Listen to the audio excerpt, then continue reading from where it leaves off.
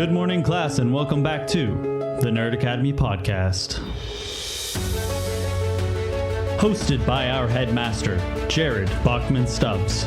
You can find all of us here at the Nerd Academy podcast on Facebook, Twitter, Instagram, YouTube, and on our website, www.thenerdacademypodcast.com. Our shows, the Nerd Academy Podcast, Knights of the Nerd Republic, and Campus Life are released weekly at 6 a.m. Eastern Standard Time wherever you listen to podcasts. And don't forget, check out our Patreon where every donation helps to keep the lights on. Hello there and welcome back to Knights of the Nerd Republic. I'm your host, Jared the Dark Jedi Bachman Stubbs, and joining us this week on the show is the Lore Keeper, Connor Chikiti. Hello there, everyone. Glad to be here. Hope everyone's doing wizard. We have the Professor, Levi Baum himself. How's it going? And we have Spence the Mando Simpson. Howdy do, everybody. We got a great week ahead for us. Yeah, we've been going strong the last couple weeks of having a decent amount of news, and now we don't. Hey, man, it's going to happen. Oh, yeah, you know? yeah. It was just funny that we went for... Yeah. I think it was weird that, like, the Nerd Academy, which just because it covers more things, has recently had so little news... But like Star Wars, like the specificity of Knights of the Nerd Republic has been like bumping, like it has been going hot and heavy with all kinds of news. And then this week it's nothing. But yeah, like we said, light week. We are looking forward to talking about Clone Wars. Levi, how was your week, buddy? There's really nothing to say. Just working on homework. And then waiting to do more homework. Well, yeah. Luckily you're in the home stretch here, so... I am. Yeah, it kind of sucks, but 5 more days. We'll all be over. Well, keep up the hard work, and I know everybody's pulling for you to get through coronavirus finals week with your sanity intact. Hey. Yep. Connor, how was your week, buddy? Well, for those that will listen to Campus Life, it really hasn't changed much from then. Just last day of classes was Friday, and this was my last day ever of college. It's all over now, and then just finals week next week, starting on May 4th. So I'm excited. Well, may the force be with you, because you're going to need it, Mr. College Graduate you. Thank you, sir. I mean, it's not really that bad. 3 out of my 4 finals are like asynchronous, and even my fourth final is open note and open book. Ooh. So okay. Yeah, it's like actually pretty chill, and it's funny. One of my finals, my history of piracy course, we just have to do ID terms and a reflection paper on this pandemic, and I'm like, all right, cool. But like for my other history final, it's ID terms, and then we have like a 4-page take-home essay, which is not terrible, but you take what you can get. I think you should write your like final paper in the history of piracy all about the life and times of Hondo Ohnaka. I think that is how you wrap up that class perfectly with the world's greatest pirate. I mean, that's how I'm going to... I mean, is that how I'm going to have to reflect on how I've experienced this pandemic? Yes. If you could find a way to bring it back to Hondo Ohnaka, I will... Oh, dude, no. I'm mentioning Star Wars. Like, to keep it short, we read a book called The Desert and the Sea, which was a memoir of Michael Scott Moore's captivity when he was captured pirates, and it's intriguing to say the least. It's very detailed, and it's very visceral, but she just wants us to tie it back to that book. And like one way I'm just going to tie it back is talking about how Moore tried to do things, keep himself busy so he doesn't go insane, and how I'm pretty much going through the same thing with, with Knights of the Nerd Republic, video games, Star Wars, going outside, especially today. It's like 70 out today. Yeah. So, yeah, that's about it. Well, sounds good. Hopefully, just like with Levi, everything goes according to plan and swimmingly, and there's no additional unneeded stress on top of the already stressful situations we're already all dealing with. Spencer, no problem, man. How was your week, buddy? My week, the first half was pretty rough. The second half was pretty good.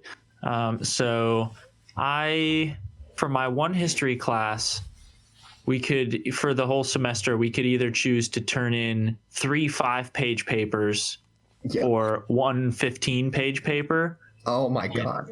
And at the beginning of the semester, I was like, research papers, I got this. So I picked the longer paper, hoping that I could dig into like a really cool topic and get really in depth with it and write a big paper. Yeah. And it'd be great. But then we got sent home because of the Rona. And so with no library to do research and the online resources being like really limited, I was like, well, I guess I have to write the 3 short-page papers now. But they were all based on the reading assignments for the class, most of which I only skimmed and didn't really, do. Dude, Spencer, I'm in the same boat. Yep. Well, I didn't have to do that, but the fact of just skimming over most of, I feel that in my heart. And so the third and final paper was due this past Wednesday, but that meant I had to finish all 3 papers within a week because I was stupid and didn't start them a month ago. And so I'd do the same thing. Yeah.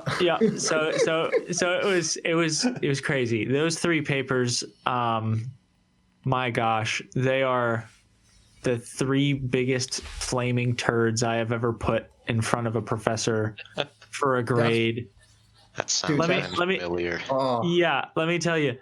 The third paper was based on a book. Okay, so first of all, each paper was centered around a specific book from the class, but you can incorporate the other sources that we read as well. Okay. The first book and the second book I had, but I didn't read, and so I had to binge read them. The third book I not only didn't read, but I didn't have it, and so I ended up going onto the library website from my college and finding Scholastic book reviews to get the gist of the book. and I downloaded 3 of them from the library sources and stuff just in case internet crashed and I could have them on my computer. But I read through them and was I think I got enough information about the book, having not actually read it, to write this paper. And I sat down and I wrote the most atrocious 1,300 word paper of my entire college career, but it's done and it's over. And then I binged the entire 3rd season of Rebels on Thursday and worked on the Versus series stuff with Jared for May 4th and rewatched the first half of Mandalorian season 1 and all of the Pirates of the Caribbean movies. So holy crap, dude. Wow. I have been parked in front of the tube since Wednesday night, basically, eating waffles and drinking orange juice and basically doing nothing else. I wish I had that type of commitment with TV. I wish I had less commitment, honestly. I'm running out of things to watch. Well, if you ever need any new suggestions, I can hook you up. I keep forgetting that Disney Plus is installed on my PS4. I don't know why. I will get notifications that a new update for Disney Plus was installed as I'm about to play either Uncharted or Fallen Order. And I'm oh, okay, cool. And then I just forget. And I'm wait, I could watch Clone Wars on my freaking TV instead of on my laptop. Yeah. Yeah. Wow. I think we've all developed an unhealthy addiction to some media at this point in some way, shape, or form. Just like I feel like we're all watching something way more than we used to. I feel like point, out every of Sunday necessity.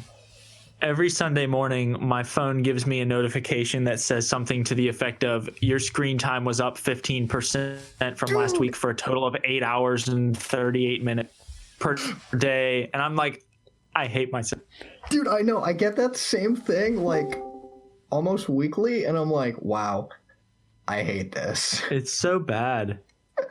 I don't get that. Yeah, well, they have iPhones, and Android doesn't support that. Thank God, because I'd be so ashamed of having to look at myself for how much I've been looking at my phone. Same. That said, Joel's here now. Hi, Joel. Hey guys, Hey, buddy. sorry for Joel. dropping in late. Yes, Joel totally did not sleep in. It is okay. I literally just woke up 1 minute ago and then looked at my phone and was like, "Oh, it's 11:30." Okay. Yeah, it's okay. We're not done with Slice of Life quite yet, so you made it just in time. Yeah. Then I just really slept for the first time in like a ridiculous amount of time. Joel, real quick, how was your week? My week was good, Yeah, I guess. I don't know. that's It's good to the hear. same old at this point. Yeah, that's pretty much where we all are. I had a meeting, a Microsoft Teams meeting with some of my friends from back at school yesterday. Just kind of catching up a bit, seeing how things were going with them, and it was two of their birthdays this past week. So kind of depressing that their birthday was during. And speaking of birthdays, I'm really, really hoping, Spencer, Yeah. that we're out of all this and able to go to a bar or something whenever the Wouldn't time that- comes here. Wouldn't that be nice? Just have a Well- massive like joint Hey. birthday celebration for all you guys. Pennsylvania's opening up here. Hey, yep. Not our part of Pennsylvania, though. Not by a long Right. shot. Right, but we've got time. We've got some time. Big Shot Bob's has a bring your own booze policy, Yes, they do. so we could get some of our favorite booze and then eat 100 wings. Oh, all right. That sounds is nice. that is exactly what I want to do. I sounds like a can't plan. put into words how badly I love the idea of BYOB. Also, eat wings until you can't breathe. I just had wings last night from Dino's. Went and picked some up. Oh, you should. We did that on Monday and Tuesday. Yeah, we did that on Monday. By the time they got back to our house, they were a little tired, and Dad left half the order at Dino's and had to go back. Poor guy. No. Monday and Tuesday, the 10 for 10 plus fries. Oh, really? Ooh, that Yeah. sounds good. Oh, well, that's definitely like I don't know. I'm in love with Dino's, and I've been to Buffalo and enjoyed their wings, and I stand by the fact that they have the best wings, of course, but there's just a place in my heart for Dino's wings. Oh, honey, wait till you have BSB. Your life is going to be changed. Your perception of wings will not be the same. All right, well, we'll just have to find out by experience here. Yes, we will. Next time on Dragon Ball Z. My week was rather uneventful, like yours, aside from the fact that I shaved my beard into a mustache and got brutalized in the Nerd Academy group Yeah, chat. you're getting brutalized right now. Swing low, No, sweet child. no. I would just for as Spencer would say, the shiggles. We're just gonna real quick, just so everybody can hear the horrible things you guys said to me. I sent the picture of me with a new mustache, and I'm aware of the fact that it's terrible and that it is not a good look at all. However, I think quarantine has finally broken my sanity, and I love how terrible it looks. I think Levi's "She's Dead" Jim was the funniest. But the fact that like I made Connor have like an existential like timeline crisis of I missed 10 seconds ago when I didn't know this existed. Yeah, I still do. Which hurt me. I was like, damn, y'all do not like. Why am I just now hearing about this? Oh, did you not see me with a mustache in the chat last night? I have a mustache. No. I'm looking right now. I am the Star Wars podcasting Ron Burgundy now. God, just don't be like Ron Burgundy in that way. And go fuck yourself, the Star Wars fandom. I mean, there's my one. practically, There's yeah. my one wasted on an Anchorman quote. I'll take it. Yep. But yeah, that's about it. I have a mustache now, and I had a lot of fun getting ready for the Versus series premiere, which will be going up for everybody on May the 4th. And then after that, the Versus series is going to be patron content, and not really on a specific time schedule for release to like the general population. They'll basically go up as bonus episodes whenever we don't have something to record any given week. So yeah, that's when you guys can expect to hear the rest of that content. But the Versus series is going to be a lot of fun, and Spencer and I are recording it tonight. So place your bets on who you got, Anakin or Maul. But with that, we're going to hop into the news. Quote unquote news. Yeah, news. Can I make a bet, or is that insider trading? You can make a bet. You honestly haven't been privy to any of our conversations on the matter, so you can safely weigh in. I think Anakin's gonna win. You think Anakin's got this? Yeah. I think Anakin's got way, like, there's just so much more to him that automatically gives him a slight advantage, if that makes any sense. Well, I will, and we'll tip our hand a little bit for how the show is going to work. Spencer and I had a cool idea that the way we're going to treat it is because a lot of Versus series are either not specific about where the fight would, in theory, be happening, or they just kind of like pick a generic location out of a hat, basically. One that doesn't change the dynamic of the fight in either direction. What Spencer and I did was we chose 10 different possible arenas, and then during the episode are going to like use a random number generator to choose the arena to see how it could affect the fight. So we have like the carbon freezing chamber, Star Killer base, the landing pad on Utapau where Obi-Wan kills Grievous, Echo base, Hondo Onaka's outpost on Florum.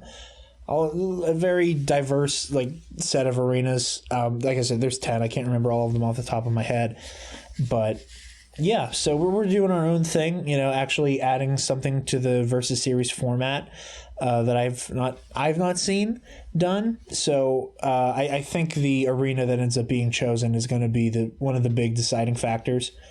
But I will save the rest of that for you guys to listen to on May the 4th. And speaking of Darth Maul, Ray Park was teasing everybody a little bit on Instagram this week. He posted a picture of the Sith symbol with a simple caption of "This is the way," which has led a lot of people to start speculating on whether or not we could see a cameo from Maul in The Mandalorian. And like Levi said before we started recording, how the hell does that work? As he's been dead for a good 10 years at this point. Dead, like for real dead, like not coming back again as a robot dead. I think it would most likely be a flashback, which I think would be cool to see, like in the same way we got to see Maul and Solo and like seeing what like old man Maul looks like in live action a little bit. I think we could totally see them flashback to him with like leading Death Watch and the Shadow Collective / Crimson Dawn around the time of what we're seeing in the Clone Wars right now. And, you know, trying to kind of track the trajectory of the Darksaber. Because we see him we see him with the Darksaber in Rebels, and then it's given to Sabine, and then Sabine gives it back to Bo-Katan. So the Darksaber kind of like does a lot of traveling by the time that it would get to Moff Gideon. So I'd be very curious to see how all that shakes out. We could also be meeting more Mandalorians, maybe some of whom worked with Maul during the time. Yeah, the Mandalorian. I like that.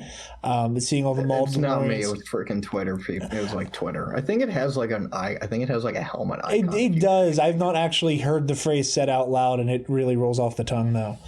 Yeah. But yeah, I think it'd be really cool to maybe see some of, you know, Maul's henchies show up in the form of a flashback and get to see Maul again. You know, obviously we're almost certainly getting Ahsoka. And it's similar to how Rebels handled this kind of thing too, where like Rebels gave you a season to meet all your new characters. Like there weren't like a whole lot of pre-existing characters who were super integral to the plot in season 1 of Rebels. Like Lando showed up and Leia showed up and Bail Organa showed up. But like they weren't the story of the season as a whole was not super entwined with them. Whereas with season 2, Ahsoka plays a huge part, Rex plays a huge part, Vader plays a huge part. Obviously, Maul is a huge part of that as well. So I think it's interesting that like we're seeing this like recurring theme, and I think that Darth Id just joined us now. Hello, I overslept. To be friend. I was up till 3 last night studying for finals because I'm really smart. I wish I was smart. I'm so smart. And I had a nightmare about myself. sleeping till 6 p.m. and then I woke up. Why didn't anyone tell me that sleeping in was going to be the thing to do today? Why was I the early bird today? Yeah, it's okay, Levi. We were professionals this week. I had a frightening nightmare about some sort of... we were professionals. Dude, I woke up at 10:50 and I'm like, oh, some people are probably on. Let me hop onto Discord and just nope. No, unfortunately the computer. We were professionals. Yeah. Your computer was very professional this morning, Jared. Hey, that was out of my control. My alarm went off at 9 o'clock, and then I hit dismiss Instead of snooze. Yeah. Oh, okay. Yeah, I do that all the time. I always Who gets up at 9? You know what? I don't even have my phone as my alarm clock now. It's a more elegant sound than the beep, beep, than that. Like, man, traditional alarm clock sounds give me anxiety. I wake up angry. Dude, same. I wake up angry when I hear the beeping. Trevor Wallace video, and it played, and that traditional alarm clock sound played, and I got like PTSD. Does anyone else get mad and their whole day is ruined if they wake up before the alarm clock? Sometimes. No, I think that's it. There have been times I woke up a minute before it goes off. That's when I get angry. If I wake up like a minute, like Yeah, that's what I mean. Yeah, that makes me furious. It's like if I wake up 2 hours before, I'm like, oh, booyah. I can sleep for 2 more hours. That's how I am with it. But if it's just a couple minutes before, I get very angry. The Mandalorian is an anime, and that is a hot take that I will agree with. I've never heard of that. If a series is going to be focusing on a flashback, like after season 2 starts, it's an anime. You know, speaking of anime, I was speaking to a friend, that watches anime, and then it gave me the idea that we have an all anime episode. I would be Oh, wait, so down what? for that. Wait, say that again, Joel. I have a friend who, her name's Salem from back in college, and she hits up that Asian cartoon. She does, and her boyfriend watch anime all the time, and so I mentioned them last night when I was on the call. I was like, hey, so did you maybe want to come on to the podcast one time, and we'll have you as a guest and talk about anime? So I threw that out there, and maybe we'll have an all anime episode. Yeah, I'd be down for an anime episode. But back to Star Wars. You're right. Because this episode has a lovely, lovely case of ADHD. If it wouldn't be the Nerd Academy podcast if we didn't get off topic multiple times throughout. In a horrible, horrible way off topic. How we do it.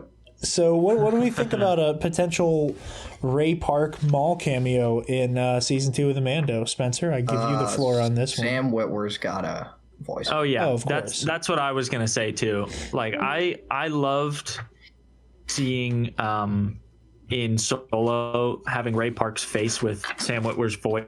I thought it was an unusual and unexpected but very ominous combination. I loved it. Especially, not to say that like he's aged, but like the Maul that we saw in Solo just looked older and looked, more gravelly, I guess you could say. I know what you mean, yeah.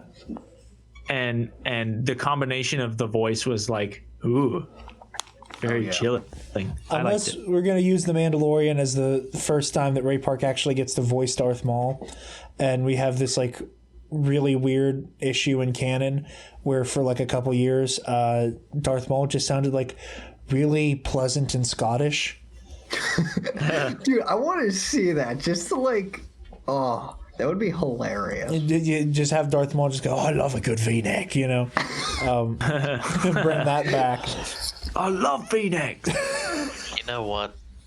Maul is insane. Maul is lonely. I think he would be one to like change up his accent just to do something. I could relate to that. Like I said, I just love to hear just for 1 week, just Darth Maul's just like full on Ray Park, just with like Ray Right, Park's. we're gonna like, cut people up in the two places with my lightsaber. Yeah, well, no, but like Ray Park Scottish, so he's just like a nerd with like absurd crackhead energy and 30 How black does that belts. sound? Or does that sound like somebody?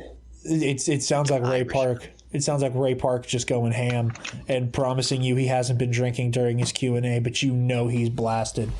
Nothing but love for Ray Park. But yeah, do you guys have anything specifically you'd want to see from a Maul cameo in Mandalorian? Make it work. I want to see him kill Don't put it that in there. governor dude with the dark saber and steal it. Well, no, it would put have it to be a in there. flashback because Maul's dead Yeah. by this point. Oh, Don't right. put it in there for the sake of whoops. putting it in there. Just make it work. That's all I got. Right, absolutely, Yeah. Connor. I completely agree. You can't just do something because you want to have it seen or the general Yeah. public wants to have it in there. Like, you have to have a literally- reason for it, and Like there's a lot of people that are like, "Oh, Maul should have showed up in Fallen Order," and I'm like, Yeah, "No." but no. He has no place in Yeah. that story at all. Like They're yeah, saying that like he you should show up in say. the sequel too, and I'm like, "No, Estelle. Possibly, but no." I don't know. I mean, by that point, Crimson Dawn, it would still be a thing. So, Yeah. you can make a better argument for Maul to, show up as an antagonist in that regard. Yeah. But with just how That I wouldn't, jam-packed Fallen Order is, it barely had time for Vader. Yeah, and I have my thoughts. I've already said. Yeah. I'm like, he shouldn't have been in there. Which Lord Vader. it's... Yeah, I Can get lambasted by the community for saying that. I don't care. with that, does anybody else have any hot takes on Maul and the Mandalorian? No. No? Okay, cool. We should have it. Let's have it. Yeah, Have it all. half of me wants Sam Witwer because I love Sam Witwer voicing Maul, but half of me wants to hear Scottish Maul. Scottish nerdy blasted Maul. Yeah. See, that could be a shirt for the merch, just like a Maul in a kilt with a pint, holding like a comic book and bagpipes. I can envision it now on a T-shirt. We gotta workshop this. I'll start working on that. Okay, Joel's like, I'm on it. Aside from that, we have one other story, if you want to call it that. Disney released a new with an asterisk next to it poster for Disney Plus. It's the same poster that they made for Celebration last year, only it's even bluer now, and and they replaced Rey and Kylo Ren's outfits. Before they were in their Last Jedi outfits, now they're in their Rise of Skywalker. So Rey is in the all white robes, and Kylo has the rebuilt helmet on. You heard it here first, folks. Yeah. I don't understand why Yoda is bisecting the light and dark. Does he have some sort of past we don't know about? No, I mean he's looking at Kylo. I think he, like everybody else in the narrative, is just kind of like giving Kylo just the face of like, what are you doing? You've What is this? disappointed me immensely. Yes, like we're all just we're not mad. We're disappointed in you, Ben. Like we've done this already. Come on, man. They put Padme in a more central role than Han. Well, I mean, I don't think it's all. I don't Han's think bigger though.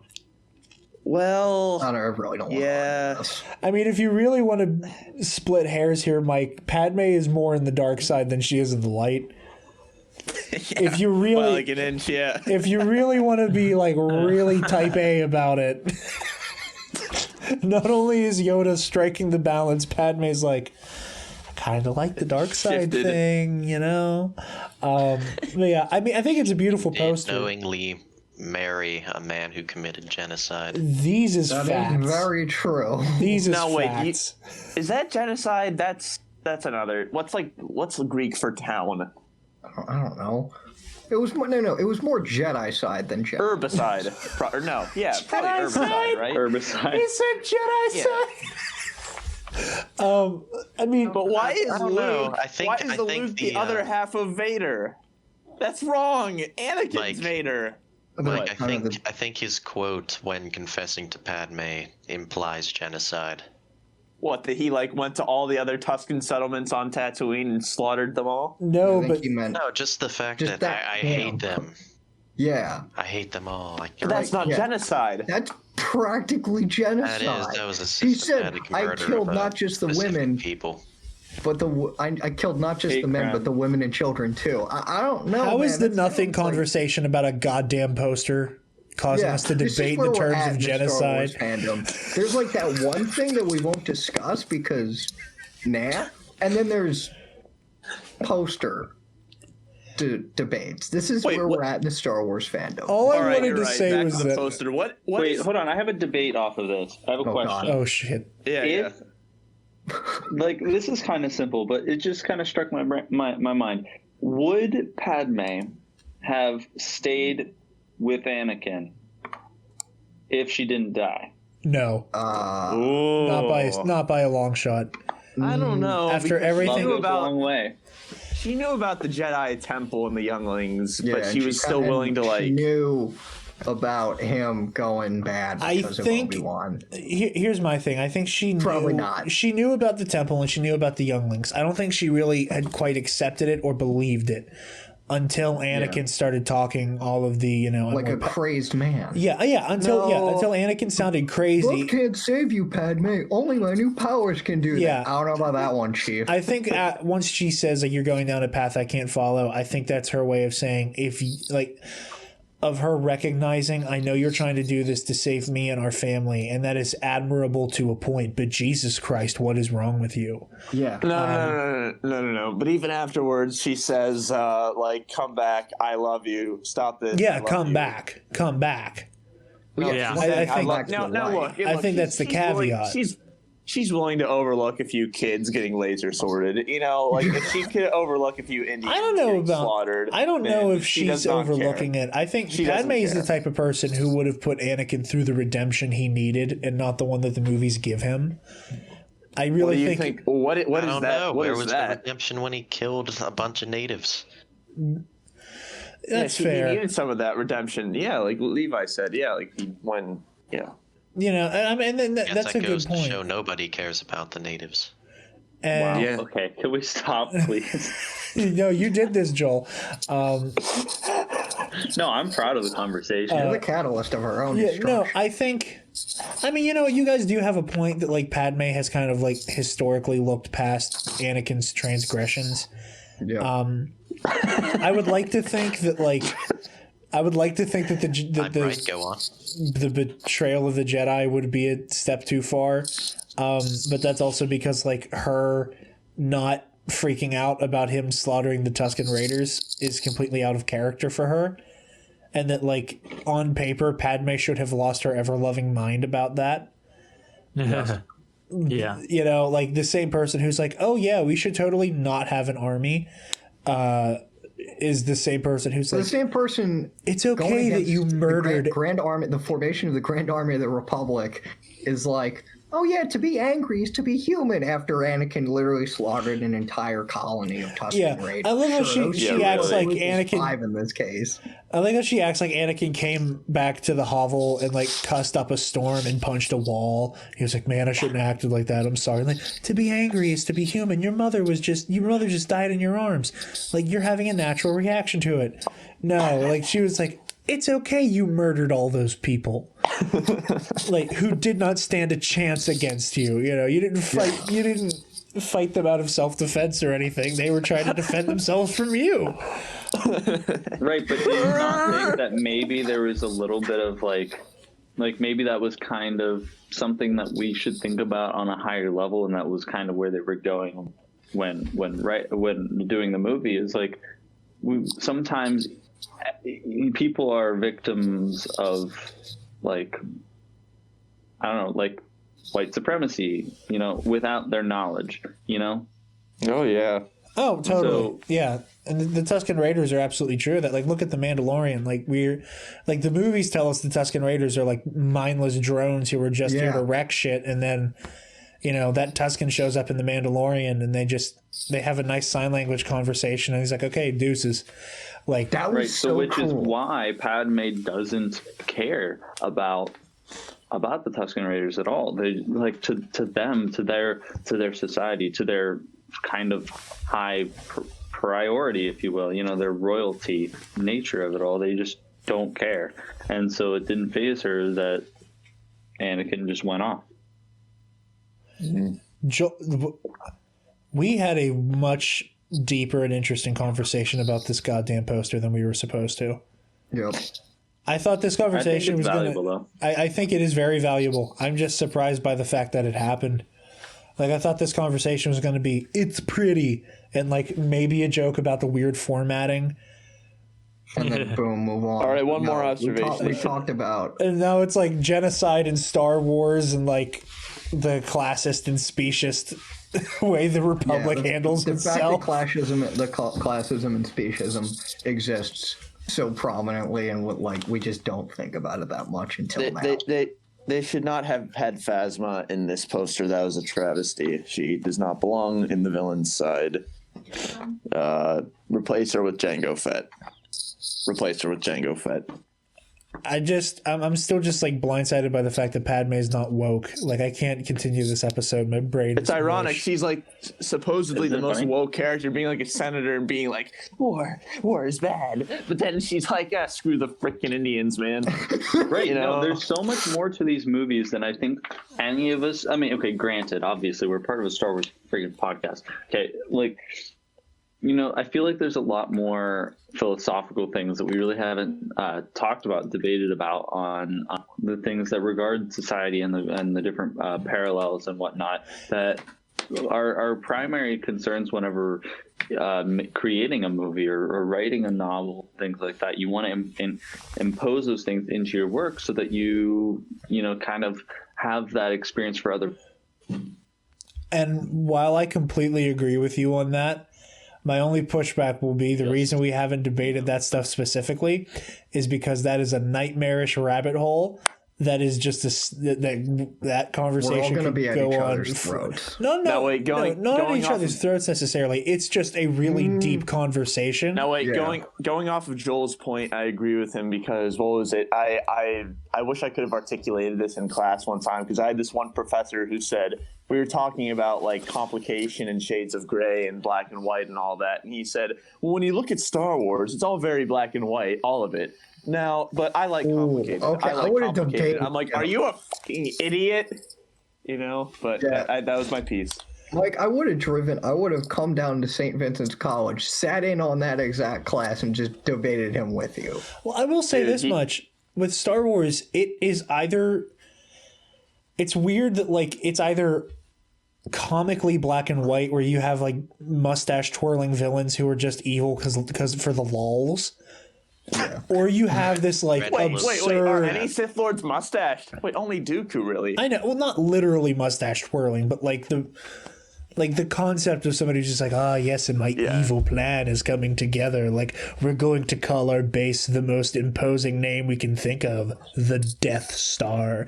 Like, like they're either like comically evil with like all of this fascist imagery to like drive home just how vile they are. Yeah. Or there's like nobody's a good guy. Like with Rogue One, like even the characters you follow, like one's a criminal who doesn't give a shit about anything for most of the movie. Cassian Andor is like a cutthroat spy. You have these characters who are just so hard to, not necessarily hard to sympathize with, but hard to like truly call a hero when you first meet them. That like Star Wars has this really weird relationship with trying to be morally gray. But I think they've gotten better, and I think there's also a lot more. How do I say it? I think even in the originals there was more moral ambiguity than what people give stuff credit for. Like even Han's character, like how he really just didn't want to bother to join the rebellion just because he was only interested in money. You know, that's something there, but a lot of people don't really want to talk about that. It's vastly overshadowed by Red Glow Stick bad. Yeah. Well, yeah, but still, it's there. Well, I think the reason it does get, the Han's own questionable morals at the beginning of the movie, like it's hard to say that Han could feasibly not be a good person when the actual bad guys are this like, again, are space Nazis hop like on steroids. Like, and I think it's hard to like call anybody the villain when you watch or like an anti-hero when you watch actual villains blow up a planet. Like I think that's like you wash out the possibility of moral ambiguity because there's no way for the characters in the middle, as it were, to be worse than the actual bad guys in any way. Well, does it matter if you're comparing badness? I'm just saying that it still exists. No, you're right. It still exists. But I'm saying that, like, in the minds of the audience, it is hard for someone to think of this character that we're meeting who, even though he's not doing it for altruistic reasons, he's still helping Luke and Obi-Wan. He's still... Well, yeah, but Cassian was still doing the so-called right thing, even though he was going to betray everyone at the end. Yeah, that was his plan. Yeah, and you're right. I'm just saying that, like in the minds of the audience, like you're not gonna look at Han and go, "Oh, like maybe you're kind of a piece of shit," when you watch Alderaan get blown to hell. Cassian was also following orders, and Han's position shifted throughout the movies anyway. Well, that's just more moral ambiguity kind of there. Like, why, or maybe that's character development. That's a character arc. Let's be real here. Yeah, and you can probably superimpose moral ambiguity with the character arc, but it's a character arc for Han. Yeah. With that was a fun discussion, and Why is it called the Death Star? Hey, it's awesome. It's awesome. The Death Star actually exists. It orbits Saturn. It's codenamed Menace. The Death Star Wait, shit, no, does it orbit Saturn? Shit. Nor does it kill stars. Well, no kidding. No, When it is we a star that apply- kills. It is a moon that kills. No, but That's no moon. what? It could be mistaken for a star if you're far enough away. Maybe. Speaking of the Death Star, has anyone watched the time lapse construction of the Death Star? No. Nope. I have I not. didn't realize there was such a thing. really I cool. should have realized there was such Really a thing. cool. Go ahead and look at it. Yeah. With that was a deeper conversation about a poster that I was anticipating, and I'm here for it. Well, the poster itself, It facilitated Yeah. the conversation at least. so Well, before we start talking about it again, how about we start talking about Clone Wars? Yeah, that's what I was about to say.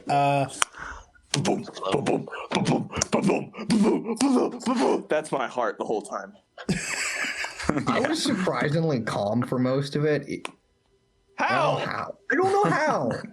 I don't know how. I was so just nervous and terrified. It was like all the bad feelings of all time. like maybe because I was just laying down watching it on with me. my maybe because I was watching it with myself and not you clowns. It's just Yeah.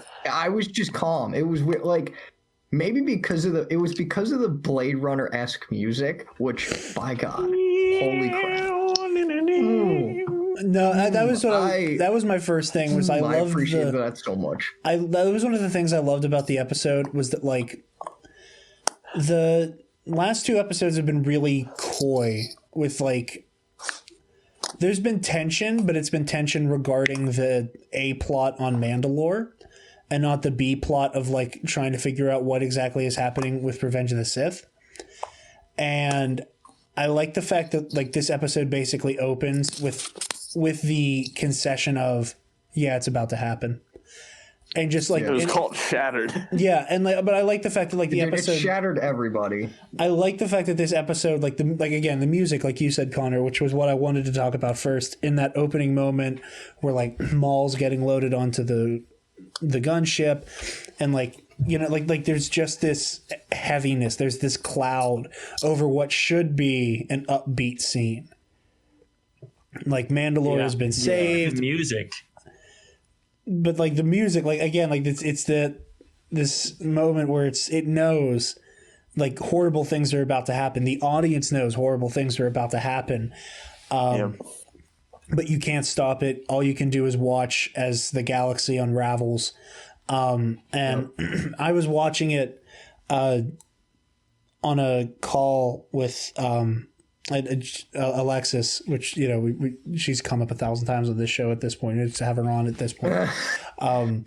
But I was watching it with her, and like again, like just this tension and like just that like pit in your stomach, and the moment that we see Palpatine tell Rex, execute Order 66, and Yes, Lord Sidious. I was expecting them to like show more of Order 66 happening across the galaxy, and I'm glad That's what I thought too. I'm glad I was they hoping didn't. for that too. I'm glad they didn't, because I had this moment myself where like it's almost worse, like knowing what's happening, where like while you're watching Ahsoka trying to fight her way through the cruiser and fight her way to get to Rex and all of that, and seeing Maul try to fight his way out, that there's this moment where like every so often, at least for me, while I'm watching, I'm like, wow, this is insane, and oh my God, like even though I know Ahsoka's going to make it out, terrified for how is it going to happen, hoping to see a minimum on the collateral damage on the way out to herself. That like every so often it would just pop into my head where like most of the Jedi Order is already dead. Yep. Where like, it was almost, it's like, I don't know how many of you guys have ever played like Plague Inc., like the mobile game. Oh yeah. I've heard of So it. like, it was almost like watching like once everybody's infected, like once you're able to like start ratcheting up how quickly you can kill, it's almost like watching that bar just slowly climb. Like that like that's the best comparison I have for myself, is like while I'm watching the episode, all I can see is my head is just this like black loading bar just slowly fill of like just the amount of Jedi that are dropping like flies while this is happening. you know, and like granted, I know everybody's been making jokes about it, and I think it's hilarious. The fact that, you know, it looks like Palpatine individually reached out to the clone hierarchy. Yeah. He reached out to each individual commander, because we see in the Kanan comic him reach out to Depa Bilaba's second in command directly. We see him reach out to Cody directly. We see him reach out to Rex directly and address all of them by name. So there's this like weird thing where he's like, specifically, I need to make sure you get the message in particular. You get the message. You get the message. Taking his time with it. Yeah. I mean, which would be in character for Palpatine for him to relish the moment. Yeah. But it was... So that could make sense as to why... If they don't have her react to, like, Plo Koon's death... That's what I thought, so... sort of continuity error, even. See, that's what I thought what was going to happen when she put her head down. Like, that's what I thought she was going to feel. Was Plo Koon's death, but when it was Anakin turned into the dark side before, you know, becoming Vader and everything, which she doesn't know yet. That was also really cool, especially how you hear Hayden's voice and then Matt's, which like I found a bit weird at the end. But I mean, I didn't mind it. I like the fact that, well, from what I understand, they mixed their voices for most of it, which is a testament to just how good Matt Lanter is as Anakin, that you can't quite notice his voice meshed with Hayden's because it just sounds like Hayden's until they have the one line that is only Matt Lanter. Yeah. Yeah, it's true. Okay. With the what have I done? What have I done? Yeah. Yeah, what have I done? Which, I mean, this is stupid and nitpicky, but like, I like Matt Lanter's voice slightly more than Hayden Christensen's for Anakin, and I don't know what it is about it. I don't know. No, I agree. There's just something that Matt Lanter's, like the timbre of his voice, that I like more for Anakin. Like I'd like to hear I'm in the middle. Yeah, I don't know. There's a part of me that just kind of wants to hear Matt Lanter like read like Hayden Christensen lines and just see how it sounds coming out of his mouth. Yeah. Okay. Yeah, I have no basis for that other than I just like the sound of his voice more. That's basis enough. Yeah. I also loved the philosophical discussion that Rex and Ahsoka had before Order 66 was enacted when she talked about we were trained to be keepers of the peace, not soldiers. And then Rex just kind of contrasts that, and he's like, I've known no other way. It gives us clones a mixed feeling about the war, and without it, we wouldn't exist. And then Ahsoka pretty much ties it back into a positive light, saying, well, we got really good soldiers out of it, and I got a really good friend out of it in you. And I like teared up. Well, don't do this to me. Speaking of Ahsoka, it was even more freaking when you see him freaking resist getting the gun out. See, I like that a lot, and I think that opens up a new whole branch of conversation about Order 66, where like I wonder how much just knowing what the inhibitor chip is there for can do. Like obviously, I don't know. I can't remember off the top of my head how much Rex says he knows about the chips. Aside from the fact that he's like, these aren't here what they say they're here for. But I like the idea that like just him knowing that it's there and him like feeling it go off gives him enough of an edge to hold it back just long enough to give Ahsoka a little bit of guidance on how to handle it. That was... I also love the fact that, with a few exceptions, that being whenever she's like completely surrounded and just has to deflect the blaster bolts straight back, I like the fact that for the most part, Ahsoka deals with the clones non-lethally. Yeah, and then Rex wakes up from his surgery, starts killing off his own brothers. Yeah, well, unfortunately, Rex doesn't have the skill set. Can we talk Ahsoka about the moral ambiguity of Ahsoka unleashing Maul upon the star? That was dark. That was like a lot for me to take in from Ahsoka. Like, just every time she opened her mouth in that scene, like she said some cold shit. and I was here for it, but also like, you know, my sympathy for Maul has just grown and grown and grown over the course of this arc, and the fact that like even Ahsoka is using Maul, and that like he can't help but just be somebody else's pawn. I'm not. I found that really funny. Yeah, I'm not gonna I was lie. disturbed. I was freaked out. I did not. I really didn't wasn't. approve. I don't know why. Maybe because just I kind of expected this from Ahsoka at this point, so I wasn't really like that disturbed with it. I was more I don't want to say amused, but like for lack of a better term, amused with it because it's like I'm in charge now. You know? Like And for I me, love it the went line. beyond the I'm in charge now. Like a lot of the shock for me was whenever Maul was like, "Well, will you at least give me a fighting chance?" Like asking for a lightsaber. And she's like, I'm not, yeah, I'm she's not like, no. rooting for you. Like, I'm kind of hoping you die in this. I just need you to make enough noise for me to get through. I love that, honestly. But I love the line where she goes, "Now go cause some chaos. It's what you're good at." And I'm like, damn, dude. That's an insult to all Darksiders everywhere. Yeah. Out of curiosity, is there going to be another one? Yeah. The final episode is on May 4th. Yep. Comes out And 2 I more think- days. I think Maul kind of goes along with it because he knows that her own people are just being slaughtered right now. Yeah. by I the love thousands. when he says that like he wasn't privy to Palpatine's plans, but now he sees it all, and I'm like, yep, retrospection's a hell of a thing. Brilliant.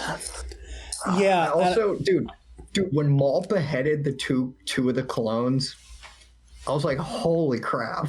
Well, I mean, and I don't know about you, Spencer. I had a moment where I was like, oh, like, if at least for the Versus series, I was like, you're much more terrifying with the Force than I think any of us gave you credit for.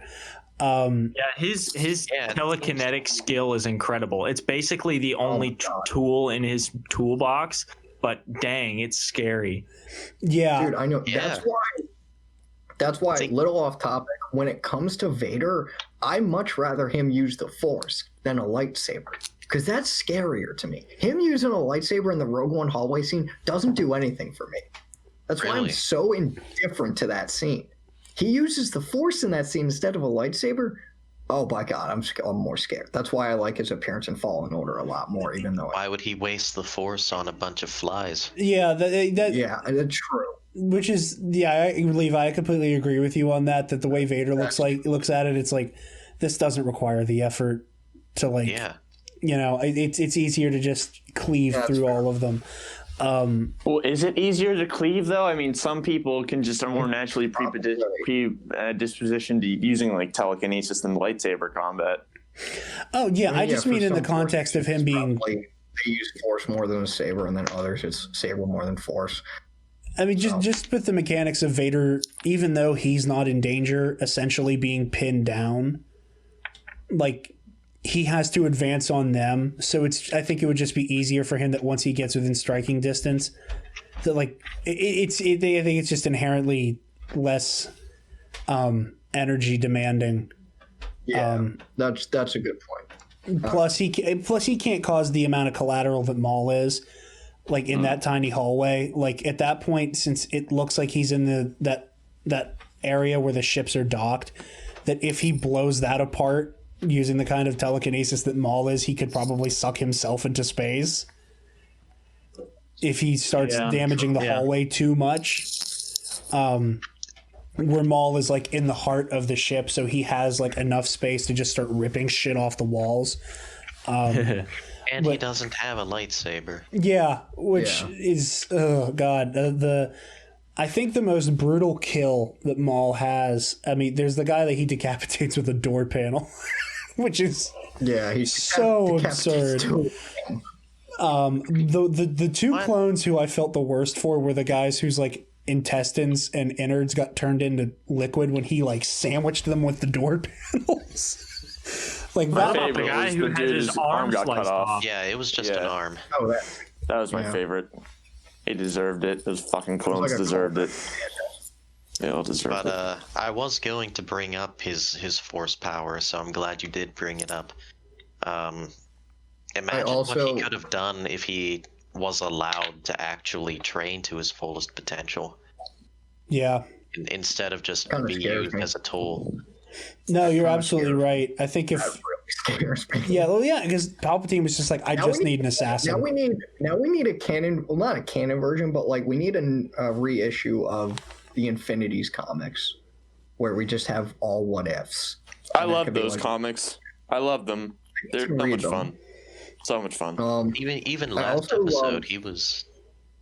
Go ahead, Connor.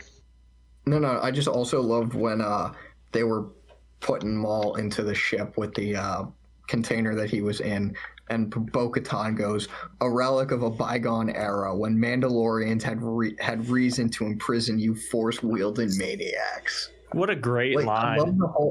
I know. I love the force-wielding maniacs, and then my first thought after that was, when are we getting some Mando Wars content? Yeah. Yeah, even last episode, Maul was swatting away blaster bolts when he was sitting on the throne. Do you remember that? Yeah. Kind of, yeah. I need to rewatch these. Maul sitting on the throne. I want that on a shirt, just on its own. Is just him like perched on the throne. Like it looks like the cover of Maul's new mixtape. Yes. Just too Sith, too furious. That was amazing. Like he pimp slapped them out of the way, and now we have him just menacingly walking. And it's he's walking like it's a Sunday afternoon, just freaking killing clones.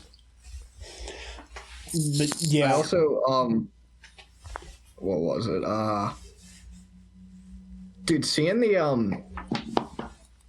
that one scene, I sense a plot to destroy the Jedi in animated form, especially how I actually pulled up Revenge of the Sith on another tab, and I like looked at that scene, and it transitions to like to Anakin going to Palpatine in his office.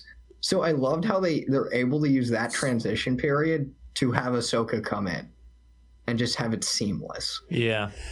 That was brilliant. Yeah, Very well edited. And speaking of that scene, I want to. Is it the Mace thing? I want to talk about everybody trying to cancel Mace Windu on Twitter.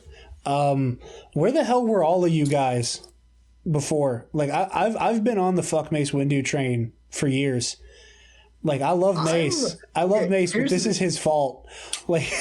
The blame is not solely on his shoulders. Like it is an institutional issue with the Jedi, but it is Mace Windu acting like this all the time that does not help at all. Like this is Mace Windu's default setting is just being a snarky dick. I bet. Yeah, I'm thinking. Has there been any interviews or whatever where Lucas was like, "Yeah, I wrote Windu to be a symbol of the Jedi Order's institutional problems." Has there been any?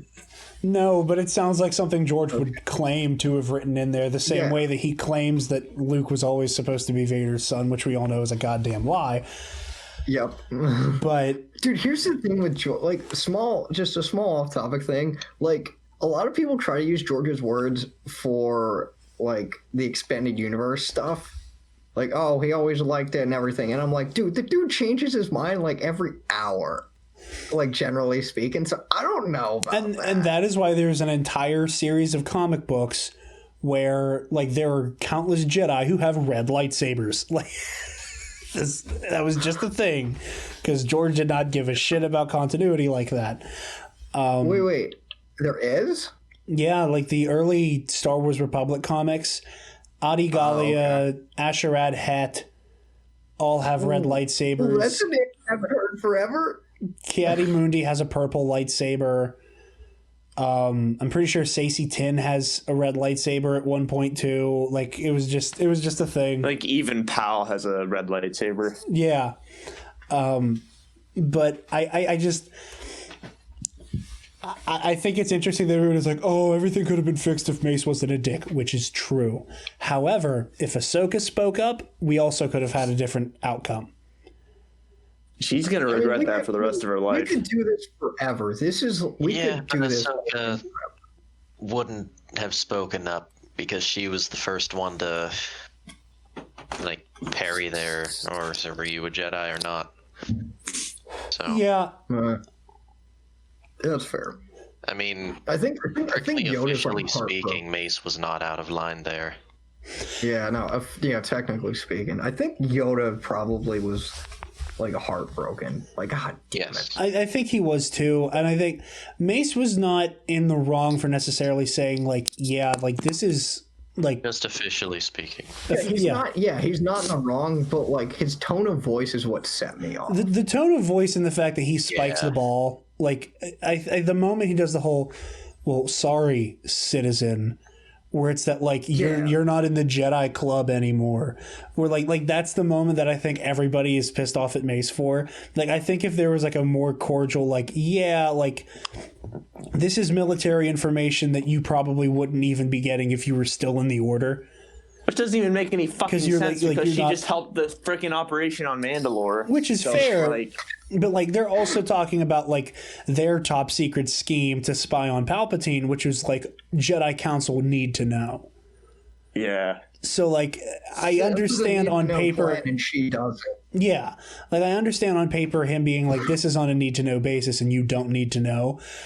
Wait, but then again, she was already told about that before. Yeah, like, but that was Obi-Wan telling her, and he shouldn't have. And he knows he shouldn't have. He was only telling Ahsoka, hoping that Ahsoka could sweet-talk Anakin into getting over it.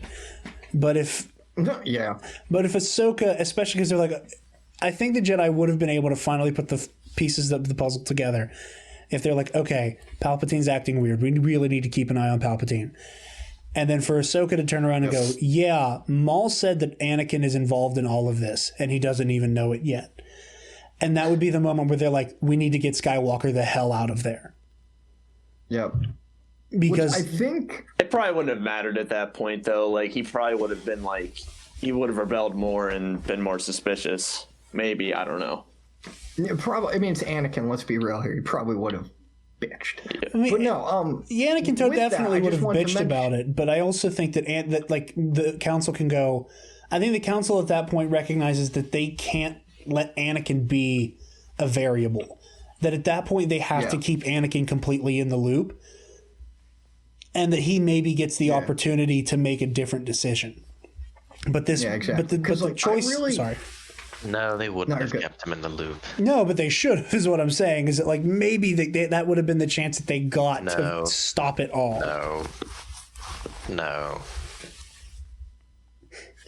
Levi, you have even wait less in faith the council in the Jedi chambers until we return. Oh my god. I feel like it would have been that, but like times like -0.3, you know, in their efforts to like keep him contained from Palpatine. Yeah, I just think that I also liked how Ahsoka didn't really tell them, I think for two reasons. These came to me, where she thinks Maul's full of it, which, let's be real, that's fair. And I think she just wants to protect him. Yeah, which is admirable and upsetting. Yeah. This is from way earlier and I didn't get a chance to say it. The only reason I'm not like super broken up over her specifically feeling Plo Koon die is that I think that feeling, even though she isn't like completely cognizant of what has happened with Anakin, is that there's a part of her that like is so overwhelmed by feeling that huge shift in the power of the Force that like it negates Plo's death, if that makes sense. Like in the same way, yeah, I get what you're saying. Like in the same way in Legends, where like Palpatine used Plagueis's death, as or like he used Maul's death to cover up Plagueis. Yeah, that like the Jedi wouldn't notice. I think that's the same thing with Ahsoka, where like there's already been this huge tidal wave in the Force that it kind of like negates feeling Plo specifically die. Like there's so much death happening. Wait, why are you talking about Plo specifically? I don't get it. Because Plo's the only one Ahsoka gives a shit about. Aside from Anakin. The one to bring Ahsoka in. Yeah. So it's in the flashback in the Clone Wars. But yeah, this episode was really fun. Just one other short. Yeah. Just one other short thing I wanted to mention was at the beginning when Bo-Katan says, "I wish I was good at something other than war." That hit me hard. That's such a Jon Snow moment. I mean, that's indicative of everybody involved. Yeah. Like Ahsoka said, she's especially more so her because of the fact that she's a Mando and this is all her culture. No, absolutely. But in the same way that just hit me hard. All the clones know is war. All that Ahsoka's. Oh yeah. For lack of a That's better the theme of this episode. For lack of a better term, Ahsoka's graduating class of Padawans, if you will. All they know is war. The younglings growing up. I mean, the younglings aren't going to grow up, but all of the younglings all the younglings who are out there, Levi, don't do this to me. No, but no. I mean, Gundy, dead. Ganodi, dead. All the other ones I forget, dead. Don't do this to me. I will not. I won't. I will not allow Katuni slander in this podcast. What was the boy's name? Dead. Cal. There was Biff. Biff. Wait, one of them was named Biff. Petro. There's Petro. Petro was the human kid. Was the Master Skywalker kid? Is Biff I don't know who is Biff the Jamaican green thing, or is he the dilapidated hammerhead shark? The second one. Okay. Yeah, Ganudi was Ganodi's the Rhodian. Biff was in the Thorian. Ganudi is a Ganodian. And unfortunately, all of them are dead now. Don't stop. They're all dead. You know what, Jared? Just stop. Listen, Connor, I have to just live with the fact that I know 90% of the Jedi Council is dead. So that's a waste of good character design. Yeah, I can agree with that. Ganodi was the most fashionable Rhodian to ever exist in Star Wars. I mean, he doesn't have a whole lot to compete with. I mean, no, I'd push back and say that the one Rhodian senator that Padme was friends with would be. Because he has all the nice high-end clothing. Man. But Oscar. The way Ganodi wore her not hair was pretty stylish. Okay, that's fair. Granted, it's not hard to outdo Greedo's ugly-ass jumpsuit. That was a really good Greedo impression. Now hit us with a good McClunky. McClunky. McClunky. But yeah, I think that all things considered with this episode, my only real complaint is how short it felt. Yeah. And same.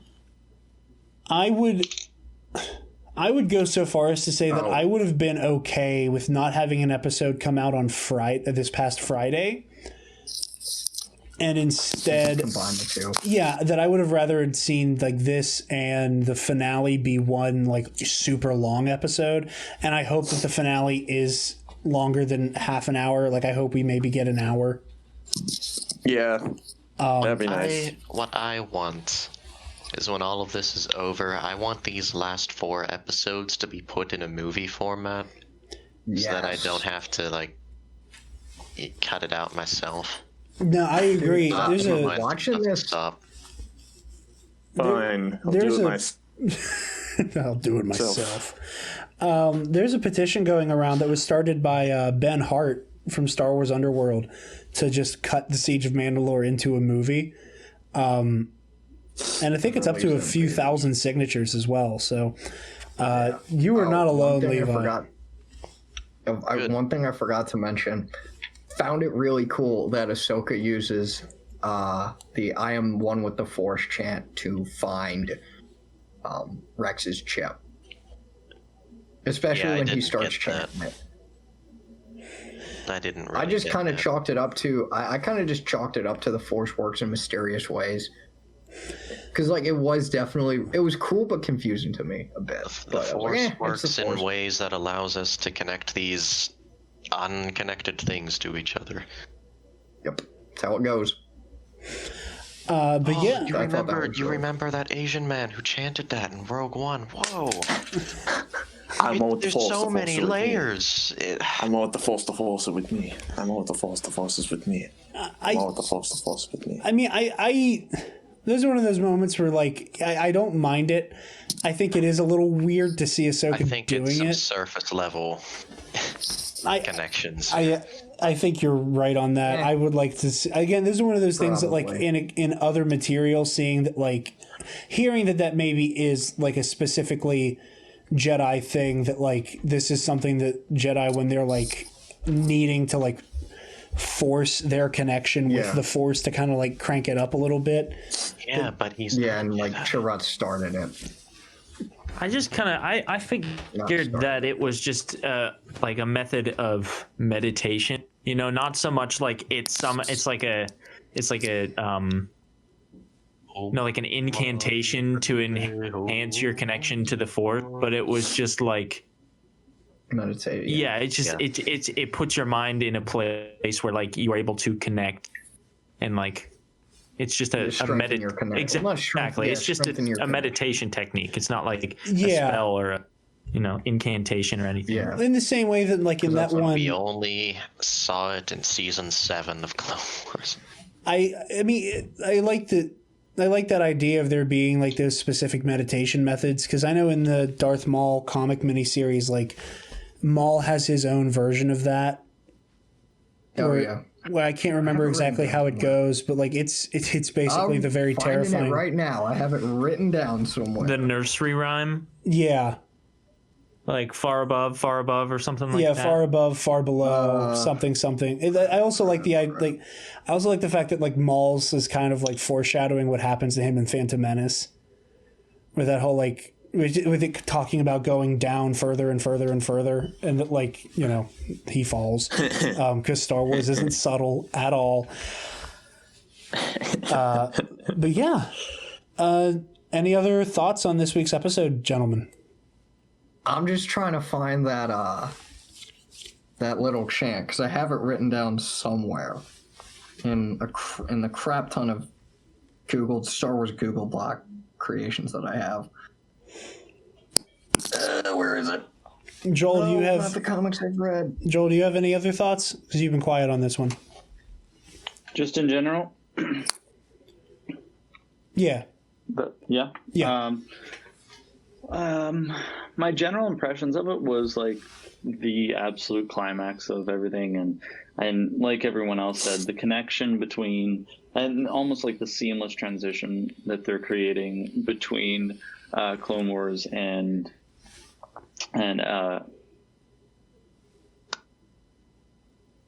episode 4, no, episode 3, both sort of. It's just impressive, and I think it could have done without the homage to the one to, oh gosh, which episode?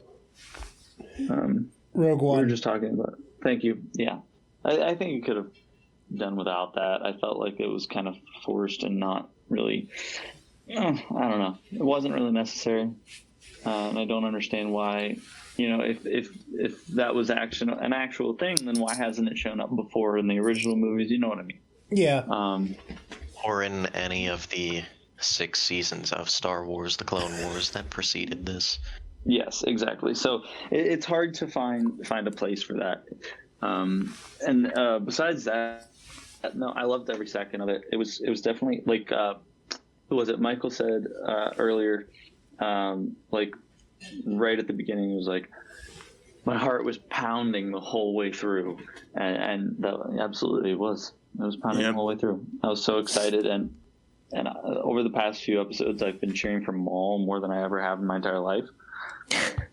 So there's that, and then I just cannot wait to see where Ahsoka ends up with all of this, and the mental conflict and just I don't know, the world's going to kind of fall apart for her, but also, give her new meaning in light of it all, and hopefully she survives and everything. I don't know anything about